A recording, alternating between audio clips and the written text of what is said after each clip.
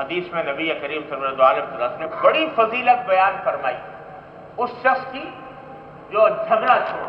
ایک حدیث میں آتا ہے کہ حضور نبی کریم صلی اللہ علیہ وسلم نے ارشاد فرمایا کہ انا زعیم ببیت فی وسط الجنہ لمن ترک المراء وهو محق. کیا عجیب و غریب ارشاد.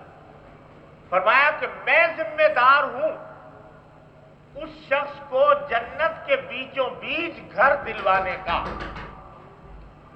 یہ سرکار فرما رہے ہیں کہ میں اس شخص کو جنت کو بیچوں بیچ گھر دلوانے کا ذمہ دار ہوں جو باوجود حق پر ہونے کے جھگڑا چھوڑ.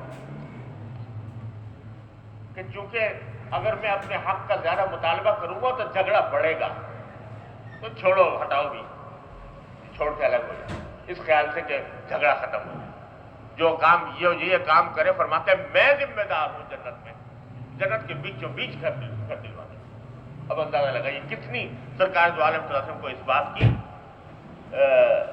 کی تاکید تھی کہ جھگڑا ختم کرو. اس طرح بھی کوئی بہت معاملہ آگے بڑھ جائے ناقابل برداشت ہو جائے تو بہرحال اجازت ہے کہ بھائی مظلوم ظالم سے کا دفاع بھی کرے اور ظالم سے بدلہ بھی لے سکتا ہے جائز ہے لیکن بس مجبوری کی حد ورنہ حتی الامکان کوشش کرو کہ جھگڑے نہ.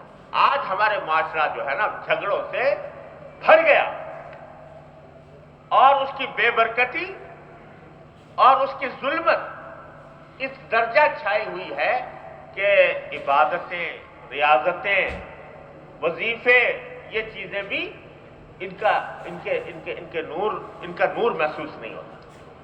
اس واسطے کہ جھگڑے بات بات پر کھڑے ہوئے خاندانوں میں جھگڑے میاں بیوی میں جھگڑے رشتہ داروں میں جھگڑے دوست و احباب میں جھگڑے اور تو اور علماء کرام میں جھگڑے اہل دین میں جھگڑے.